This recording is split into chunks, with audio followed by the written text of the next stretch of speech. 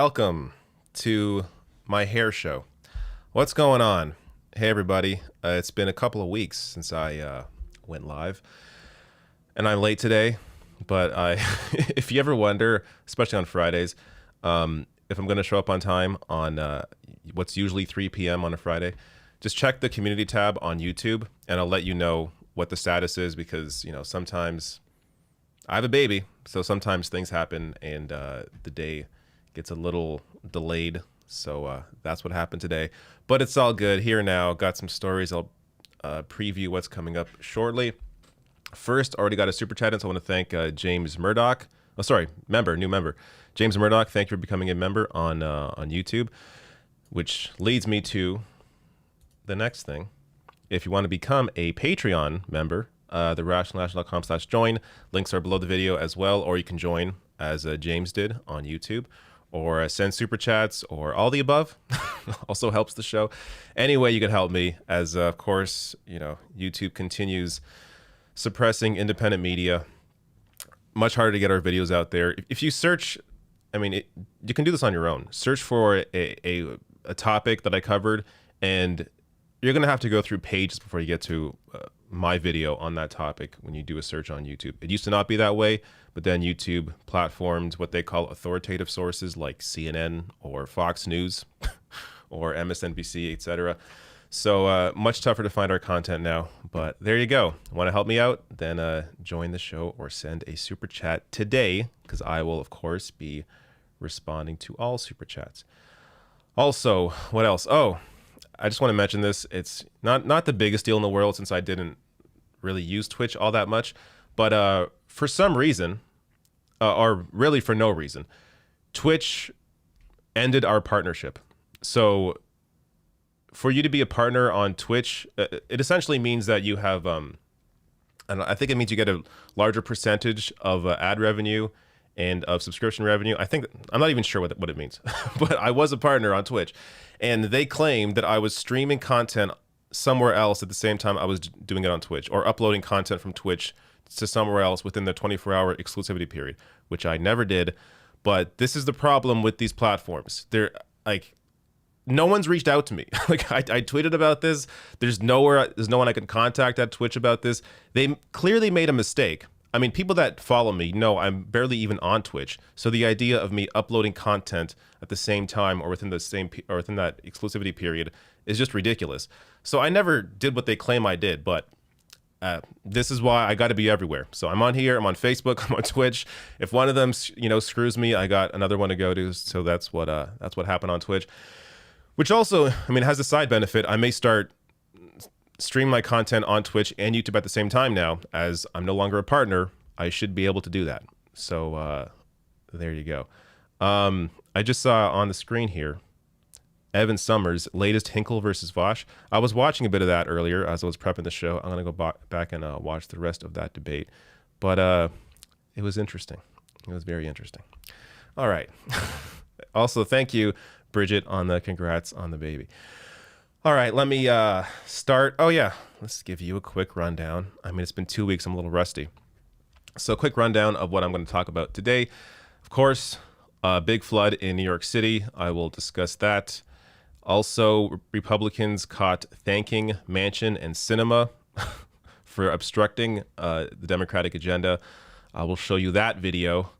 Also, Mehdi Hassan slams James Clyburn to his face, though in a kind way, but I'm going to cover that interview. And tweets of the week, which has everything from someone's experience with a door-to-door salesperson, kind of. You'll see what I'm talking about. And Wendy Williams. So I got a couple of Wendy Williams clips. And some other stuff, including Trudeau, Tucker Carlson, and yeah, you will see. All right. So let me get to it. I had my hair in a tie because I washed it this morning, and when I wash my hair, it just blows up. But it's tamed down since then, so I decided to let my hair go. So let's get into this first story.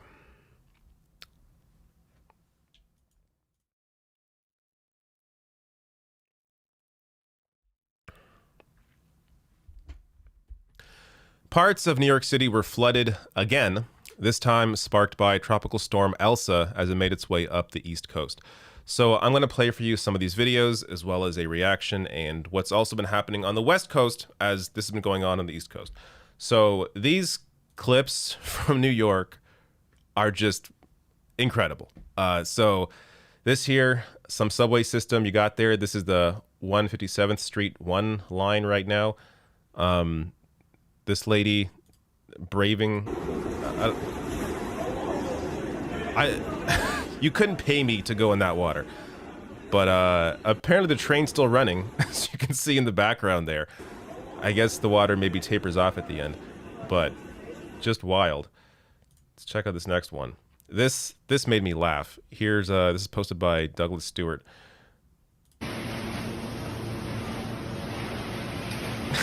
It's just shooting. It's just shooting out of the sewer there. Incredible. This gives you a good overview of what's happening outside.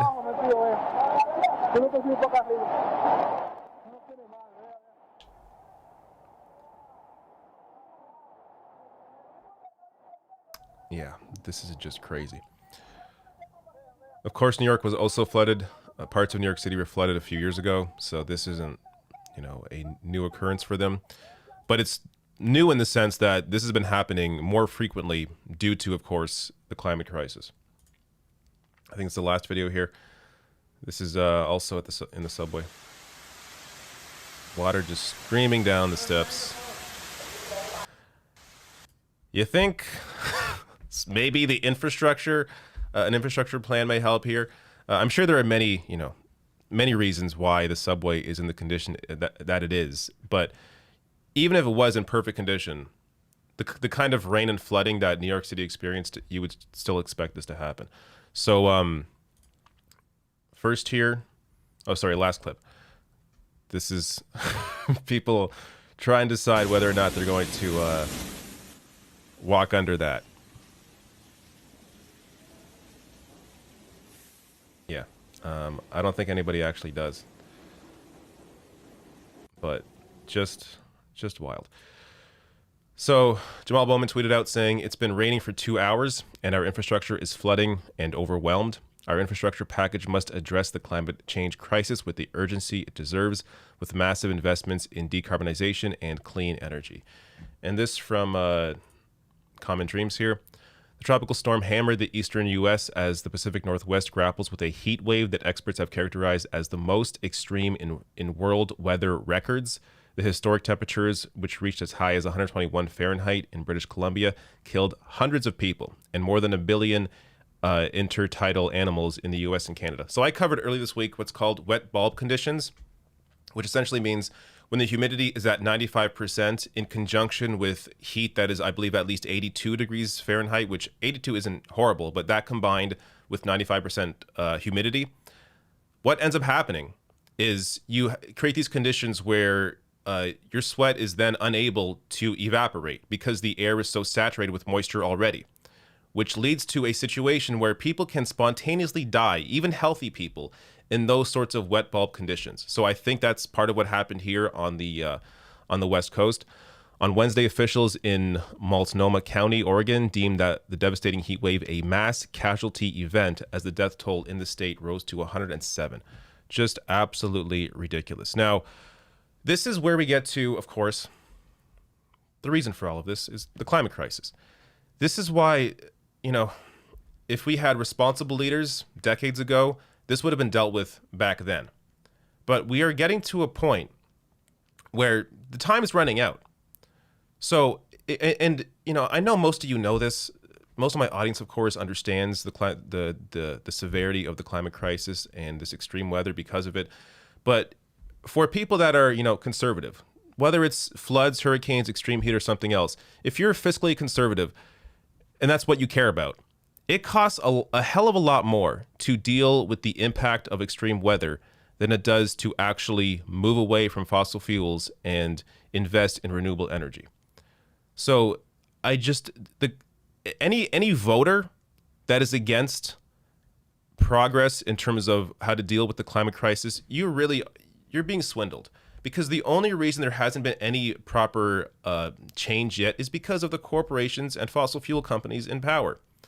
So they are continuing to screw you and the future of humanity for their short-term gains. And it's just amazing to me that anybody can fall for the conservative line on climate change when we are seeing again and again increasing extreme weather that not only is having of course, a horrible impact on human life, but also is incredibly expensive. And you'd think, as a fiscal conservative, you'd care about that. Okay. Got some chats in before I prep the next story. And I may turn on my AC as well. It's it's getting really hot in here. Samantha Sider, thank you for your super chat. Mr. 13FNG says, do you think Jenica Atwin will lose her seat after switching to the Liberals, since people there voted Green at the last provincial elections? Thanks.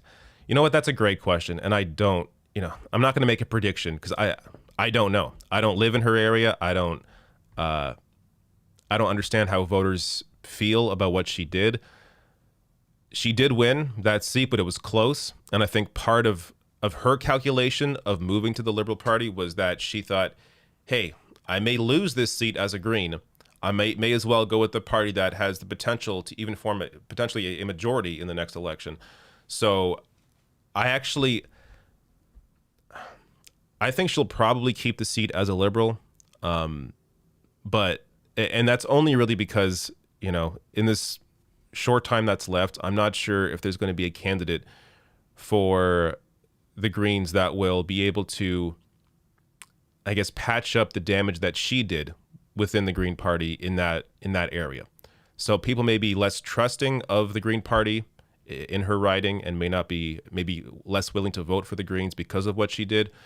But who knows? Again, I don't know her riding enough to really give a proper prediction. Radzoso says, if it was up to conservatives, nothing would ever improve. By the way, shout out to all the first-time Rational National viewers. Oh, some first-timers in here? Fantastic. Welcome to the show. And yes, Radzoso, of course, you're exactly right. Ryan Nowicki, your chat's cut off. Let me read it here. As the climate warms and mass migrations happen, I suspect Canada will change their immigration stance. Do you think they will be adverse to American immigration, and will the U.S. retaliate in some way? We are talking years ahead of time. I don't know. I do think, of course, there's going to be a lot more talk about migration, a lot more xenophobia because of it.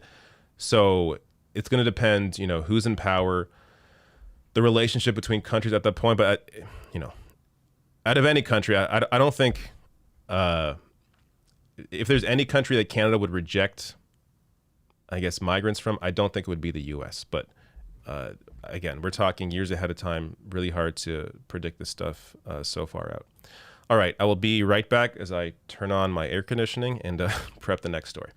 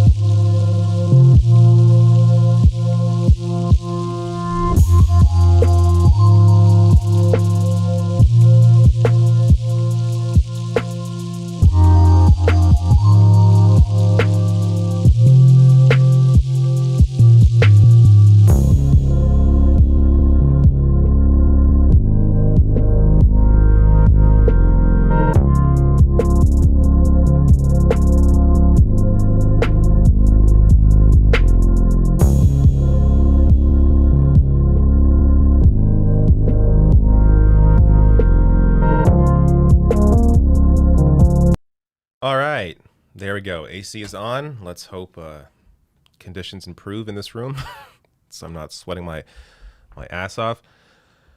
But all right, I see more chats coming in. I'll get to those after this next story.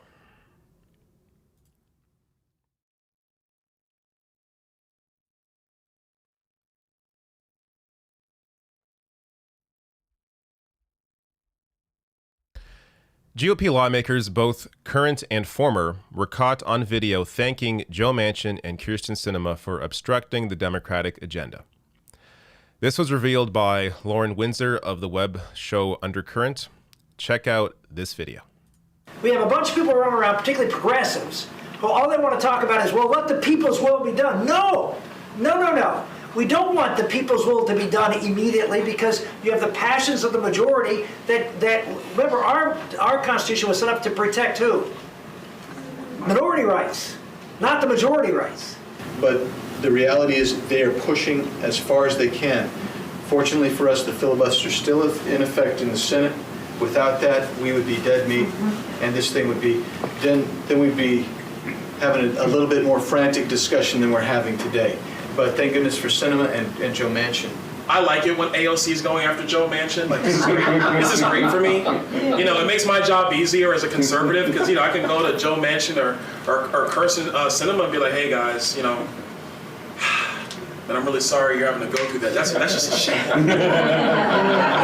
Nobody should be treated like this. I just really thank you for standing for the country. And you know, all of you in this room, people at home on Zoom, let me tell you right now, if you want to do one thing to keep the republic afloat, call Joe Manchin's office, call Kyrsten Sinema's office, be polite, smile as you talk on the phone. You know, if you talk on the phone with a smile, your voice sounds better. You're just like, hi, I'm here to talk to Senator Joe Manchin and thank him for keeping the filibuster intact. I'm just a Republican voter from state X, doesn't matter, but I just want to say thank you. Because what's happening up here is the fact that they've decided not to blow open the filibuster, in a lot of respects, is going to save the Republic from the worst things that the left wants to do. And H.R. 1 is the tip of the iceberg. So we just got to hold the line right now. Keeping the filibuster is a big part of that, and all the other elements that I know y'all are discussing this week. It's a lot easier to pass giveaways than it is to take them away. Really? And everybody thinks, oh, well, you know, we'll just take them away. No, we won't. No, we won't. So please, if any of you have any thoughts about the idea that a filibuster removal, it was a good deal, and I know the previous president was for it and still is. It's a bad idea. Call Joe Manchin and say thank you. Seriously. Yeah. Call Kyrsten Sinema and say thank you. So that, of course, is just further confirmation of what we already know. That Joe Manchin and Kyrsten Sinema are basically just helping the GOP. I mean, here they are. They're laughing at Manchin and Sinema for being dumb enough to do their bidding. The audience there is. But the reality is Manchin and Sinema are working in the best interests of their corporate donors. Many of those donors, of course, that they share with Republicans. So, you know, a couple of examples of this. Recently, I covered this. Leaked audio of Senator Joe Manchin call with billionaire donors provides a rare glimpse of deal-making on filibuster and January 6th commission. Manchin urged big money donors with no labels to talk to Senator Roy Blunt about flipping his vote on the commission in order to save the filibuster. So, if you didn't catch that story, check out this video, check out the audio, or check out this article, or watch my video on this. But you had Joe Manchin caught during a Zoom meeting, basically telling these big corporate donors to convince Roy Blunt to flip his vote, so it at least appears that we are able to work with Republicans, so that Joe Manchin could keep pushing this bullshit idea that there is a bipartisan deal that we can reach on whatever issue. But of course, Manchin knows that's bullshit, but he needs plausible deniability. And for him to get that plausible deniability, he needs people like Roy Blunt to flip their votes to make it seem like that there are at least some Republicans that are going to work with Democrats, when, of course, they're not going to work with Democrats on actually doing anything substantial to help people. So, and by the way, Manchin was basically hinting at, hey, give this guy a offer this guy a cushy job when he's out of politics as a way to entice him to flip his vote on this. It was so disgusting, but it's exactly what we've been talking about that goes on. We're just now seeing a lot more, leaked video and articles about this. Another example, of course, I mean, this is public knowledge. U.S. Chamber rewards Senators Manchin, Sinema for opposing Biden initiatives. When you have the U.S. Chamber of Commerce coming out publicly rewarding Manchin and Sinema for aligning with business interests along with Republicans, that tells you everything you need to know. So this video here, this secret video catching the GOP saying this stuff is just, it's what we already know, I guess, just in video form. But then just a part of that video was really incredible, where you had a GOP representative, Byron Donald, telling Republican voters to call Manchin and Sinema's office to thank them for their obstruction. So here you have, essentially Manchin and Sinema can never again claim that Democratic voters are in support of the filibuster or of their obstructing of Biden's agenda. Because you have here Republican lawmakers encouraging Republican voters to call Manchin and Sinema and pretend that, oh, you're doing a great job, you're standing up for Americans. When in reality, what they're doing, of course, is standing up for, ultimately, Republican donors and the wealthy, but standing up for Republicans. I mean, Manchin and Sinema basically are Republicans, except for, a couple of votes. All they are doing is obstructing. So this is ultimately the barrier to any progress here. As long as you have the filibuster in place, as long as you still need 60 votes to pass anything substantial, even 51 votes or 50 votes is tough to get when you have Manchin and Sinema not willing to hop on board with a lot of the stuff when it comes to budget reconciliation, then nothing is going to get done. And ultimately, this is what's going to, once again, hurt Democrats in the midterms. When Democrats have power and they don't do anything with that power, that is why they lose support. They don't lose support because they're talking about, or because someone's talking about defund the police or talking about, raising corporate tax rates or Medicare for all. Democrats lose support because they don't actually do anything with the power that they have. Okay. And that was a little hint to the next story with this Mehdi Hassan slamming Clyburn, but I'll get to that in a minute. Let me grab some chats. I think part of the reason I'm so freaking warm right now is this hair is like insulation. Jesus, I'm dying. All right, let me grab some chats.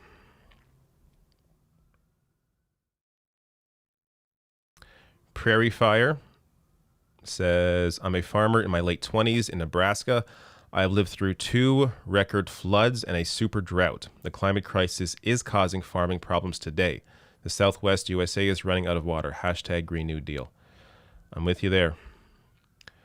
Octavio Rodriguez says, I'm sure by now your baby is going to be huge. This is for diapers and formula because unlike me, you're good on healthcare. I'm not really sure what that's referencing. Is going to be huge.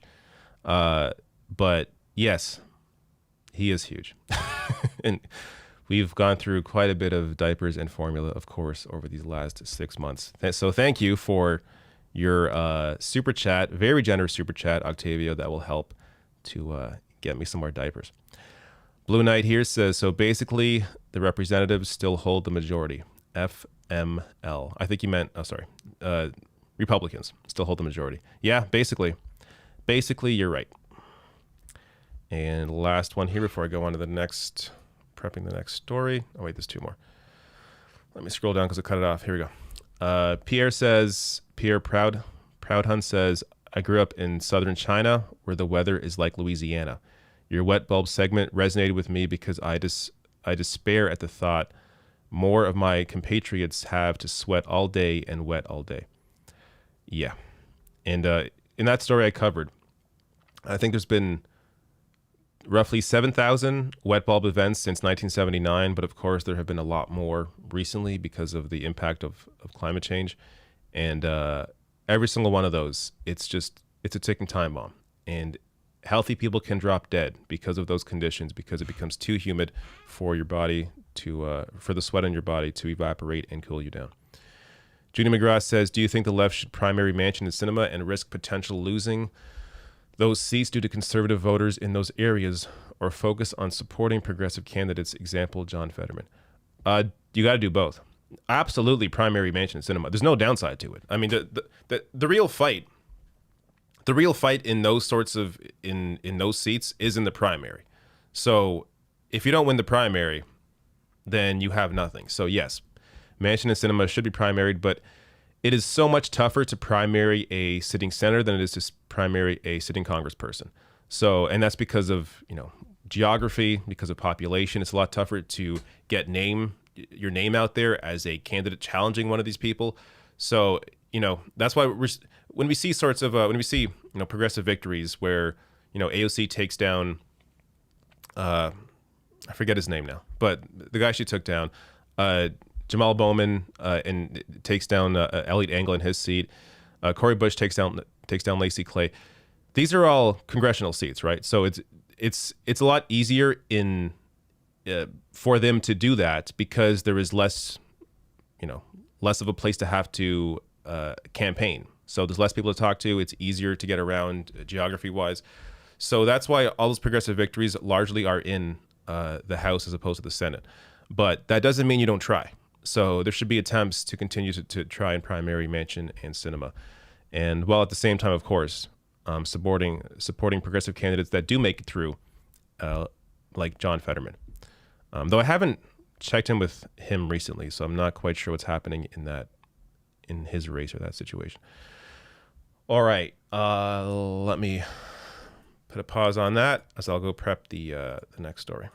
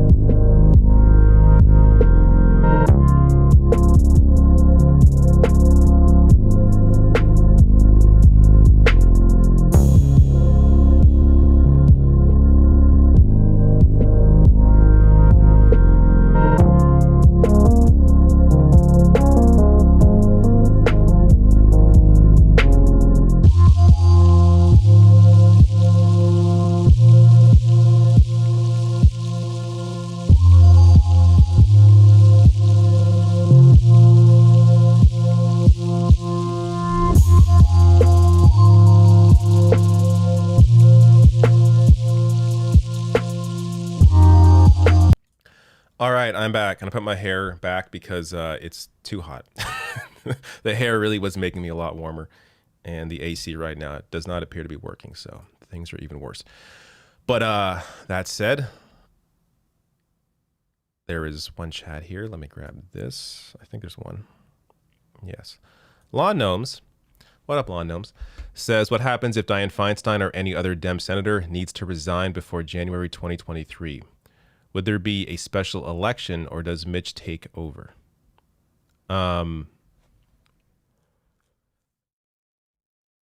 Good question, because I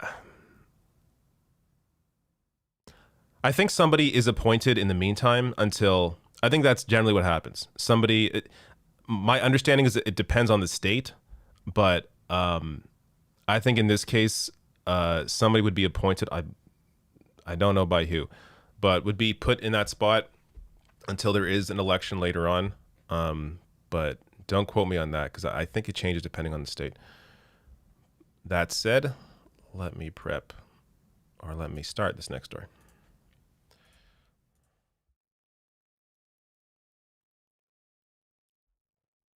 All right.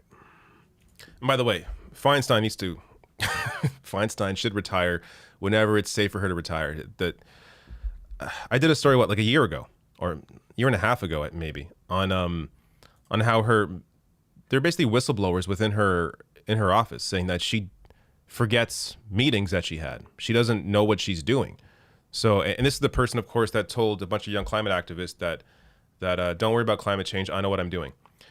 She is just not fit, clearly, for office. And even apart from her inability to be in the role because of whatever's going on with her, just also in terms of her positions, her policy positions, she's not fit for that position. All right, here we go.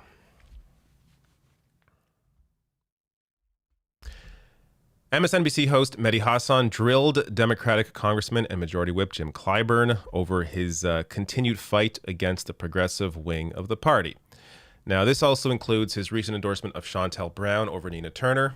He randomly decided to jump into that race, apparently maybe because he was called out by Killer Mike during that town hall that Killer Mike, Nina Turner, and Cenk Uygur had, which is so weird that Clyburn would jump in because of that.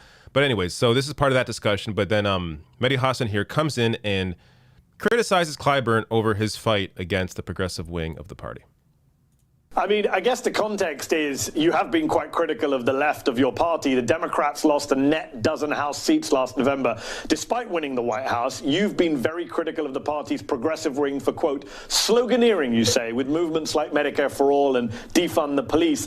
In May, though, Congressman, a focus group study from the polling firm Lake Research Partners found that swing voters paid only a little attention to Republican attacks on socialism or defunding the police, which they viewed as divisive fear-mongering, and that the bigger problem was that many voters didn't have a clear grasp of what the Democratic Party stood for. So is the whole attention on defund the police really a deflection by the party leadership from your own failures? That's what your critics on the left would say. That is absolutely poppycock. I know what I'm talking about. I'm out here with the voters every day. I did a town hall meeting last night in Jasper County, South Carolina. I can tell you, defund the police is a non-starter, even with black people. And if you don't think that's true, then look at the results of what just happened in New York City's election. So the proof is in the pudding. I know what I'm talking about. I talk to people every day. And defund the police is a chokehold around the Democratic Party. And let me remind you, if you're going to categorize left and right, I'm on the left of my party. Nobody can call me anything but a progressive. And been one all of my life. Met my wife in jail, being progressive. So come on. And I appreciate that.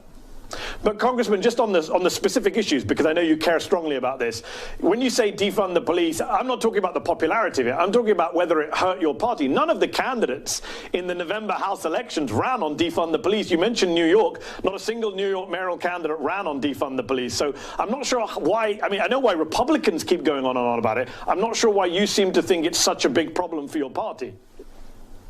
Ask Jimmy Harrison, who was running for the United States Senate here in South Carolina. Just ask him. Ask Abigail Spanberger up in Virginia why I said it. I said it because it's real. It's a real problem. We should stop sloganeering. In 1960, Burn, Baby Burn destroyed our movement. And defund the police will do the same thing to progressive movements today. This kind of sloganeering does us no good. I take your point on sloganeering. I guess the problem is I watched a lot of Republican attack ads last November. They did mention defund the police. They also mentioned Nancy Pelosi. I'm sure you wouldn't say Nancy Pelosi's to blame for you losing. They mentioned corruption. The problem is Republicans are going to attack you always as socialists and lefties. And I think the problem becomes, are you kind of agreeing with their attack on your own party by talking so much about it? I guess that's the discussion. All right. Jim Clyburn here, his reasoning is so absurd. So let me just, the slogan defund the police is not popular. The slogan isn't popular. When you describe the actual policy of maybe putting more police resources instead of into the police, say for mental health calls, but into mental health professionals, that is incredibly popular. But the slogan itself, defund the police, yes, not popular. But Clyburn brings up Jamie Harrison and Abigail Spanberger as people to talk to about defund the police. They don't support defund the police. Jamie Harrison didn't lose because he supported defund the police. He didn't support defund the police. How can you put a loss on a slogan, on a policy, when the people that you're claiming lost because of it don't even support the policy.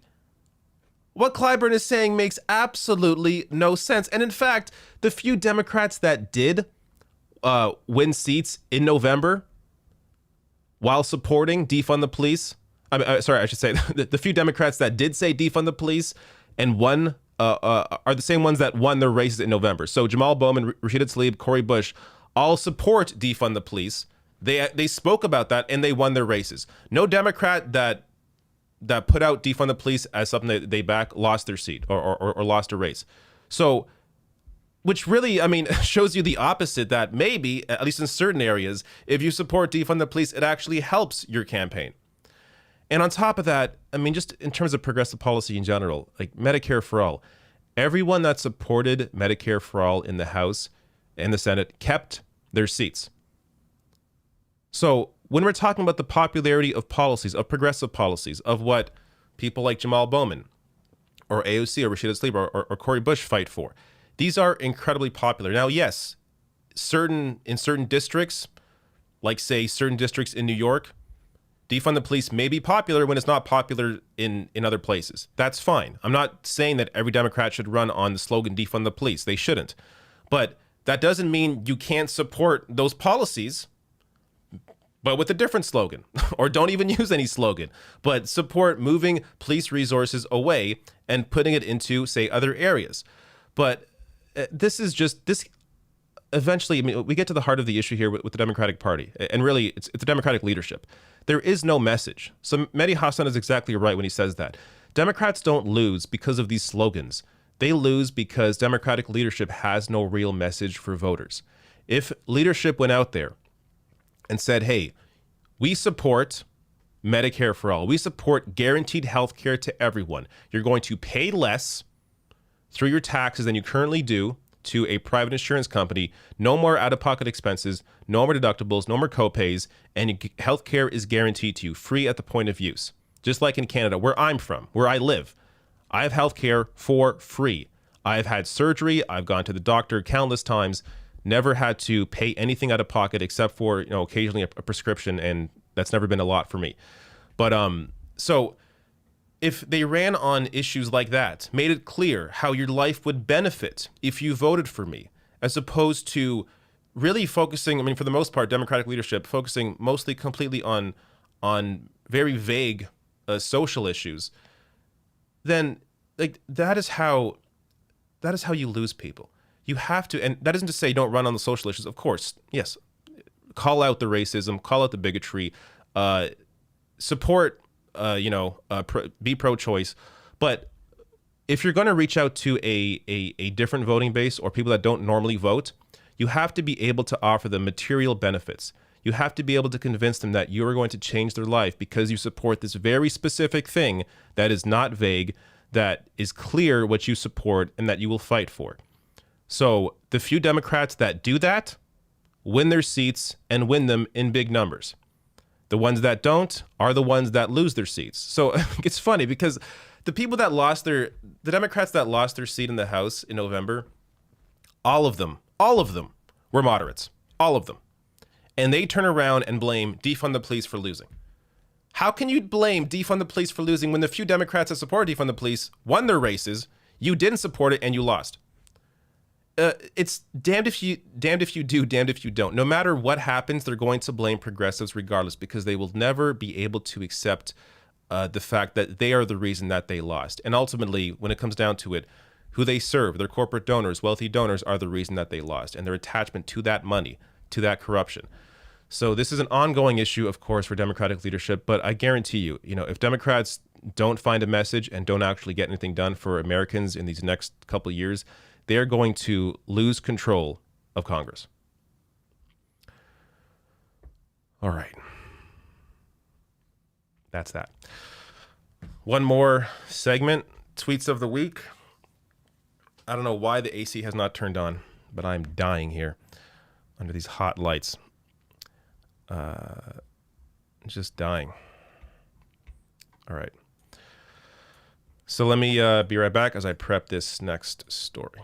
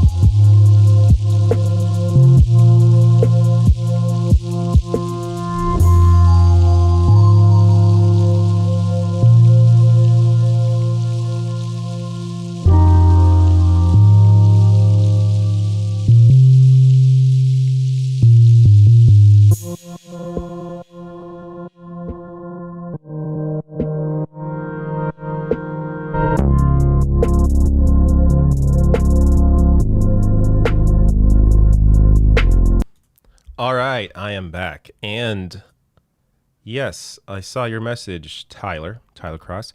Sometimes I forget to check Streamlabs because I don't use it all that often. But thank you for using it because it actually is better than using Super Chat. Streamlabs takes no cut of these donations. But Tyler Cross says, "Hey, David, love the content. Keep it up. Thank you so much for all your work. Will you be on Dystopian Times at any point?" So I think so. I was going to be on last week, but there was some controversy that was going on. So Mike ended up canceling that episode of Dystopian Times. I'm sure he'll invite me back at some point. But yeah, I imagine at some point in the future I will be I'll be on that show because Mike is awesome. We are good friends, and he has one hell of a show. All right, I think I'm prepped here. Oddly, this is like the most content for any of these segments is tweets of the week. All right. It is time once again for tweets of the week. These are tweets I collect throughout the week. Sometimes they're funny, sometimes they're informative, sometimes they're news stories, and oftentimes they're clips. And I have quite a few clips today. So let me first start with what is not a clip, but this made me laugh. "We're in hell," tweeted out, "A guy just came to my door to ask me to follow him on Instagram. Like just going door to door asking for follows like a Jehovah's Witness." Now, of course, I'm not sure if he's joking. I'm not sure if this actually happened, but the thought of this just cracked me up. Speaking of cracking me up, Wendy Williams. I got two clips here. You are not going to know where this goes. If you haven't seen this, you will not know where this goes. But I'm going to play this, and then there's a second clip with a follow-up. But this is just magnificent in a very twisted kind of way. Check out this.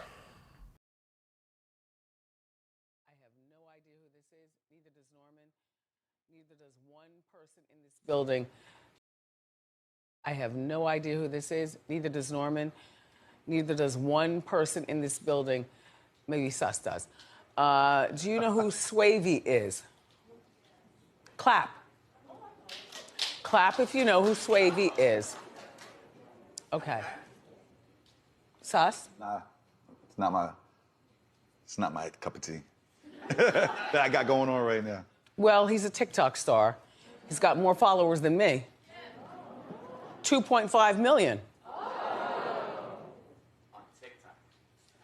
On TikTok, but on Instagram, you have more followers.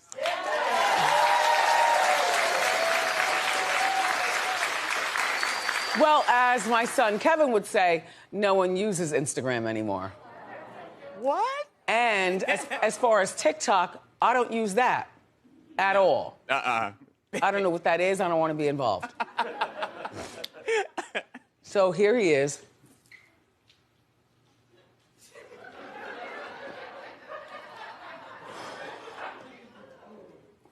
He's 19, and he was murdered Monday morning.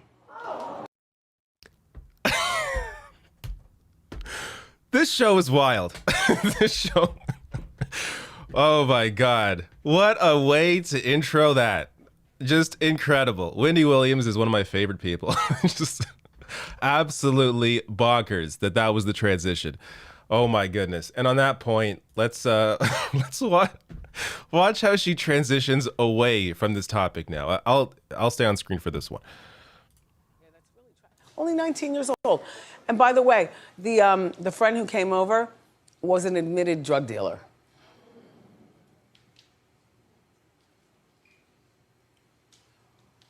No one in custody. They'll probably never catch anyone. You know, another one of those stories. On a lighter note, Bruce Springsteen's daughter is going to the Olympics. I don't know what the hell's going on. I don't know what the hell's going on. What a crazy show. I will say though, this made me want to watch Wendy Williams. This was fantastic. Just completely bizarre. All right. Back to politics, kind of. Paul here tweets out, the average Canadian household now has more than $1 million in total assets, even after accounting for debt. This follow-up, though, is great. Chester Scoville here says, the CN Tower and I have between us an average height of 278 meters. I can't believe, why would anybody care what the average Canadian household income is or wealth? It doesn't, averages tell you nothing. Because of how much money is disproportionately at the top, you know, averaging out me and Jeff Bezos, you know, between us, we have an average of, I don't know, what's he at? Something like 50 billion. So, or I don't know, he's at 100 million, 100 billion. I don't even know how much money he has. But the idea of averaging out somebody or the extreme wealth with those at the bottom, you're not going to get a clear picture of how much money Canadians actually have. Of course, the average Canadian does not have $1 million in total assets. It's completely ridiculous. But I think that was made clear. Now, let's get to this video. This is just incredible. This was posted by Kat Abu of Media Matters. So check out this.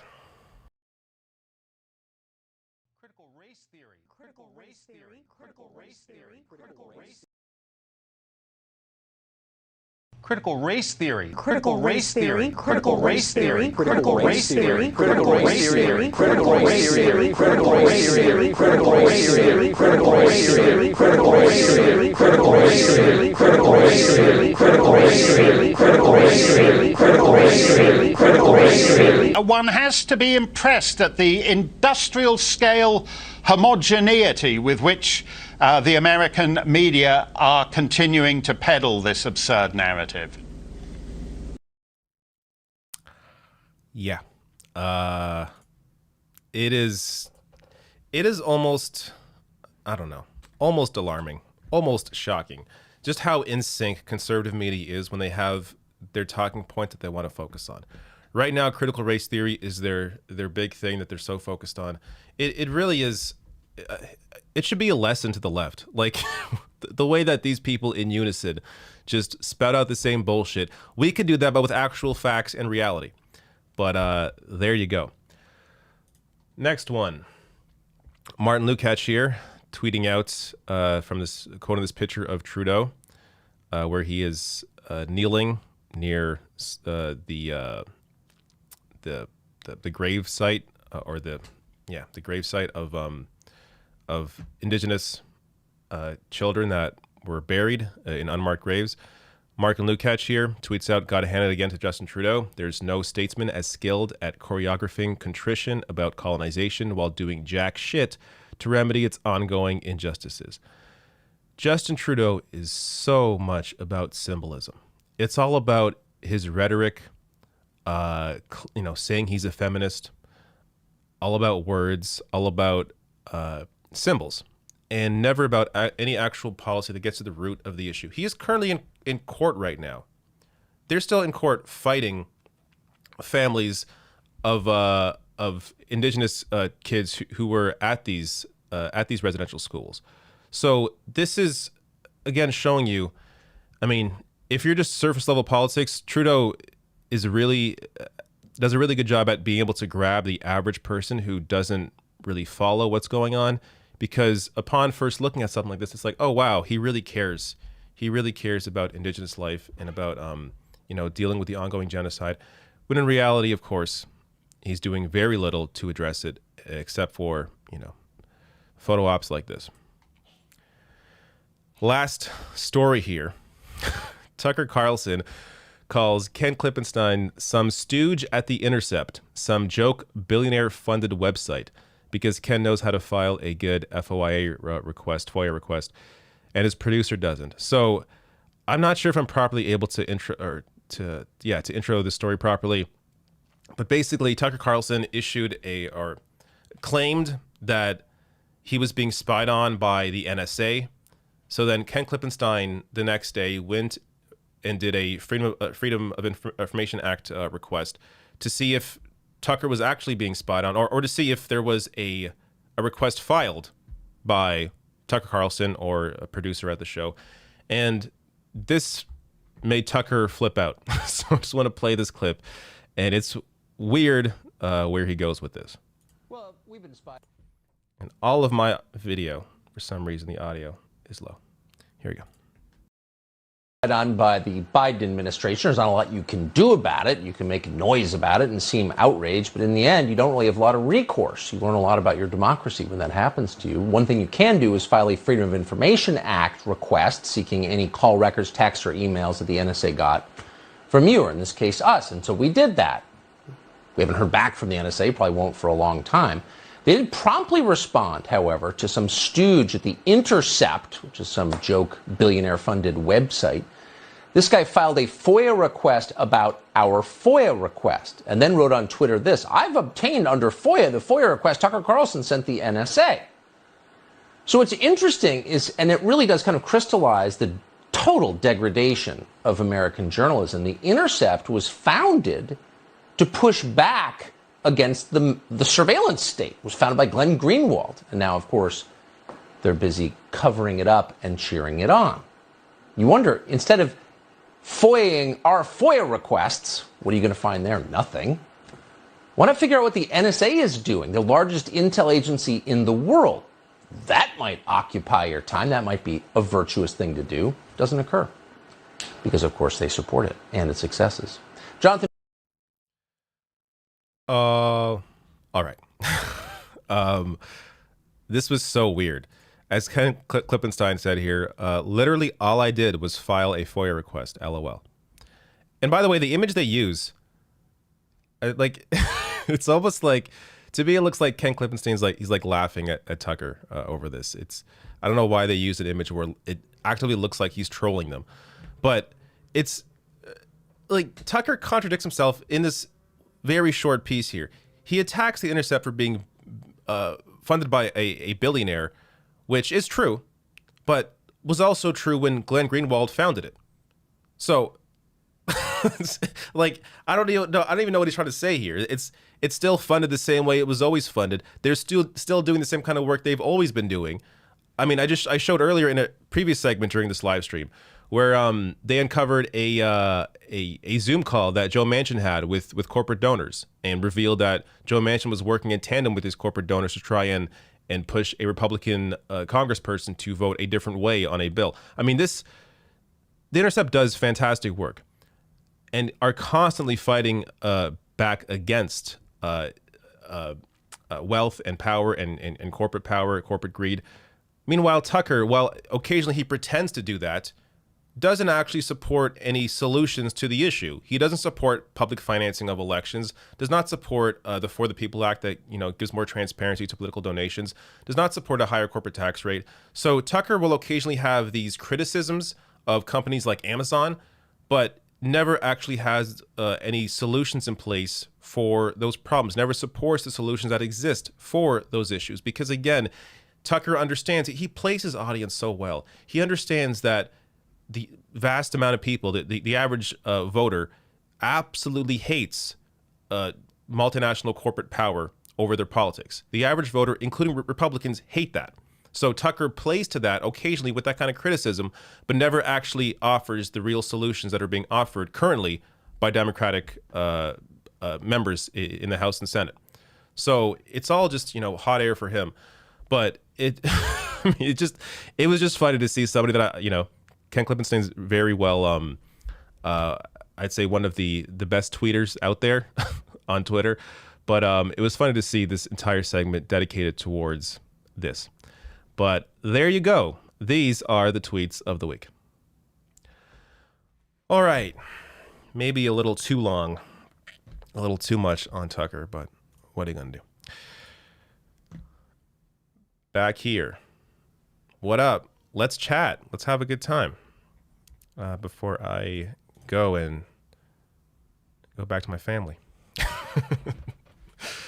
This morning, or today, the baby been having some problems, which is why the show was late today, but definitely crying more today than usual.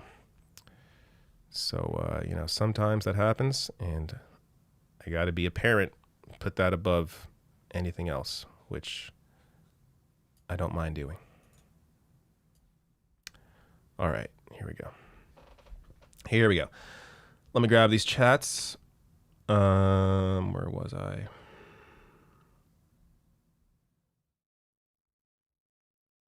Here we go. Mr. 13 FNG back with another question saying another prediction request. Will the NDP continue to gain seats? We can fairly predict that the Liberals will lose seats, but who will take them? I'm not sure if Liberals will lose seats in the next election. I think they'll maintain or gain. But going forward, yes, I do think the NDP will gain, and I think they will gain to the point where they're going to eventually at some point form government. And that's because if you look at the breakdown of polling in terms of who supports each party, the NDP have a majority of support from people between 18 and 30. So we're going to get to a point where, millennials and Gen Z are the majority of the voting base. And at that point, I think the NDP have a very good shot and to form government. So it's only a matter of time, but unfortunately, when it comes to certain issues like climate change, we really don't have the time to waste on issues like that. But at some point, I do think the NDP will gain power. Mr. Sir says, so I just saw that Fox is blaming marijuana from Mexican drug cartels for water shortages in the Los Angeles area. I don't know anything about this, but that sounds hilarious. I mean, a hilarious way to avoid, talking about climate change. Gina McGrath says, David, I saw you on the Surf's Hassan Piker video as his former instructor. And I'm wondering when you're going to make your Broadway Hollywood debut. Let me plug that, if I can find the video now. I was, yes, I made my acting debut in a video that was put together by the Surfs for, it's like a roast of Hassan Piker. And let me show you. I'm not going to play the whole thing. It's like 12 minutes long. But I'll play maybe a little bit of my scene. You want to see some dope acting? Well, here you go. Let's bring it up. So at some point, I play some detective or something. Here, check it out. This is really, really absurd. Nation to its core. I've worked nearly 70 cases over the course of my career. Without hyperbole. This was unquestionably the most disgusting and depraved thing I had ever seen. And I've seen the Raj Royale. The bizarre tweet. There you go. I'm waiting for my Oscar nomination, but once that comes in, I'll let you all know because it's I'll invite you all to the after party. It's going to be a good time. But that's that. But yes, thank you for raising that. Where was my chat? Here it is. Fly Chomperfly says, on heat desk, there has to be more of this because we typically have very high humidity in the southeast U.S. In South, we had beach parties, sometimes 100% humidity. Yeah, if you're a place that normally gets those kind of humidity numbers, then you're going to have to become more aware of wet bulb conditions, and hopefully this is terminology or something that mainstream news picks up on and continues reporting on when they discuss weather, is discussing wet bulb conditions and how close your area may be to them. Because if it's a situation where you have a wet bulb condition, again, where humidity is over 95%, in terms of temperature, 82 degrees Fahrenheit, I think is where it starts. Then you have to stay inside because you can bring yourself into a situation where if you go outside, you may spontaneously die, according to scientists, just based on that level of humidity and heat. Mr. 13 FNG says, since so many hate Trudeau, will the NDP continue to gain seats? We can fairly predict that wait, that's the same question. Thank you for the same question twice. But is there a different part of this? We can fairly predict the Liberals will lose seats. So you make a big assumption here, though. So many hate Trudeau. people that know what the hell's going on, yes, are are highly critical of Justin Trudeau, as they should be. But many voters aren't as in tune to the issues as we are. And also, to be fair to them, many people are worried that if they don't vote for Liberals, that the Conservatives will come into power. So they always have, and this is a fear, of course, in the U.S. as well, and in many countries, where if you don't vote for the lesser two evils, then the evil will come in, the more evil will come in.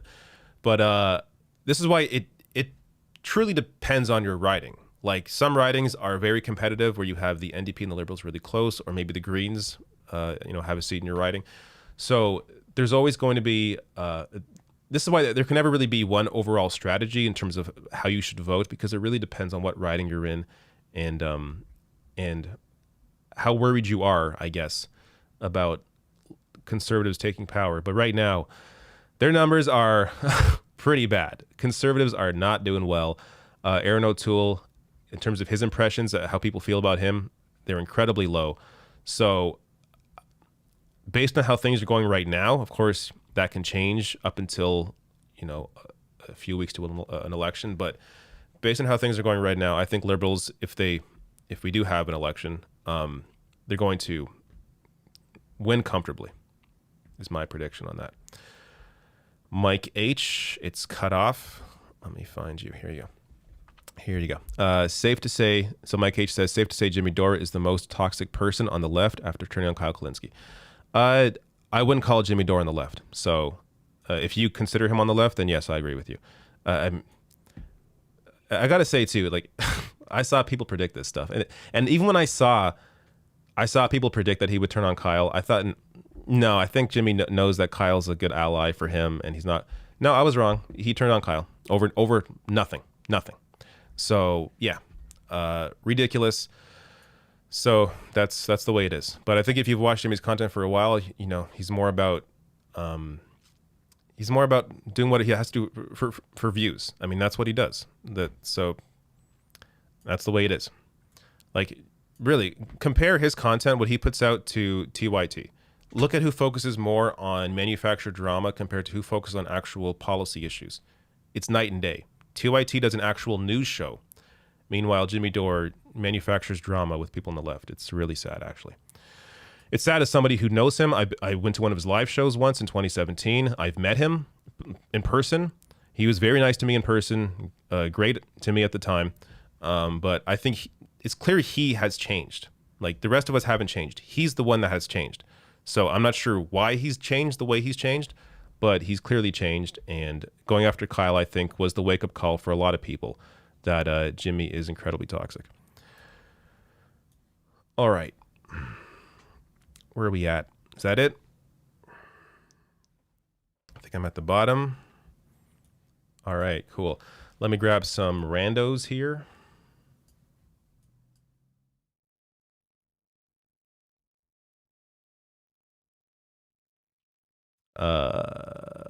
Opulence says, David, what are your favorite subreddits on Reddit, and do you have... I just missed the rest of that question because it skipped. I think it said, do you have a Reddit, your own subreddit? I think somebody made one for the Rational National. I don't really use Reddit. So if you use it, then look up the Rational National. I'm on there. But I'm not sure how active it is, to be honest with you. There's just, there's too many there's too many things. Like, I want, if I'm going to be more active in anything, I want to be more active on Discord, as I have a Discord as well. And last I checked, it is fairly active on there. But, now with the family, I had almost no time before. And now with the child, it's like I really have no time. But it's one thing, if I could hire somebody, they would, at some point when I can afford to hire somebody, they're going to be, the community person. They're going to be, they're going to have a lot of roles. But there's a lot that I would like to do that I simply can't do because of a lack of time.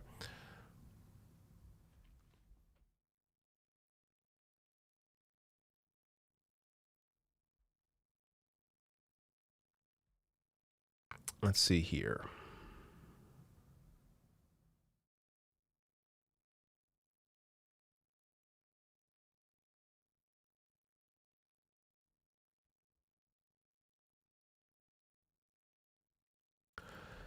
Scrolling up for chats, seeing if I can find something.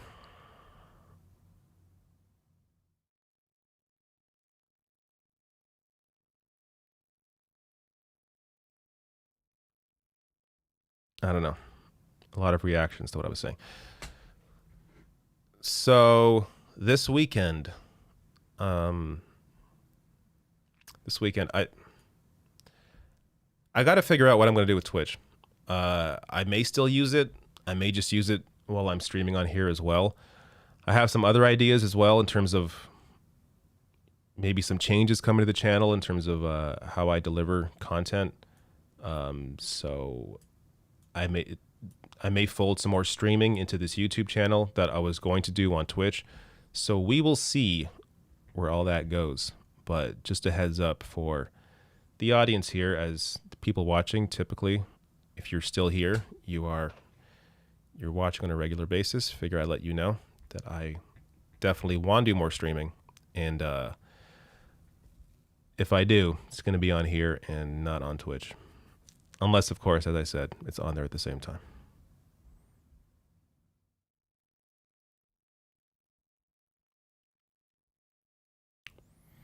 K2 Chai says, why was the Wendy segment supposed to be funny? Because it was so ridiculous. She went from talking about this guy for 2 minutes, this influencer, as if, you know, she was like introducing the audience to him, and then goes to talking about how he just died.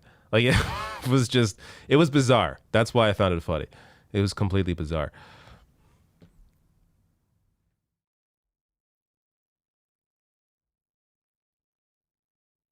All right. Super hot in here, so I may just jump off. Delvin Willis, thank you for becoming a new member. Much appreciated.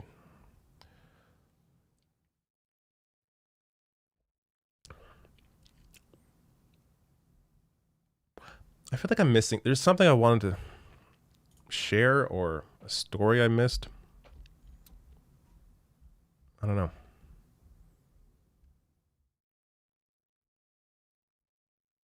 So I don't know. I feel like I'm just missing something. I was going to say something and I forgot what it was. All right. Anyways.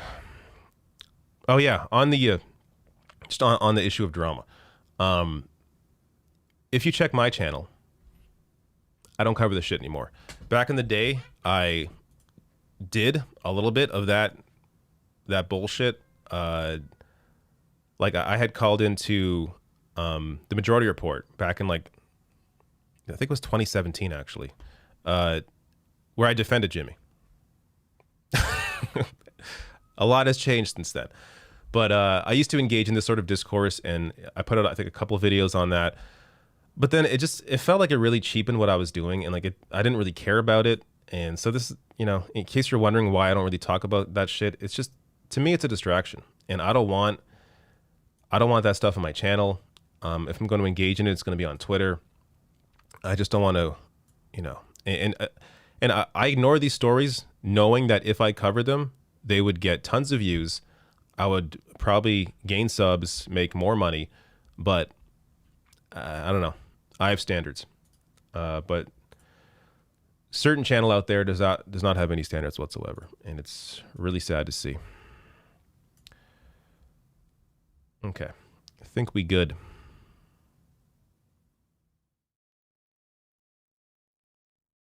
I think we're good. All right, there we go. I'm going to jump off. Everybody, have a good weekend, and I'll be back next week. See you later. Goodbye.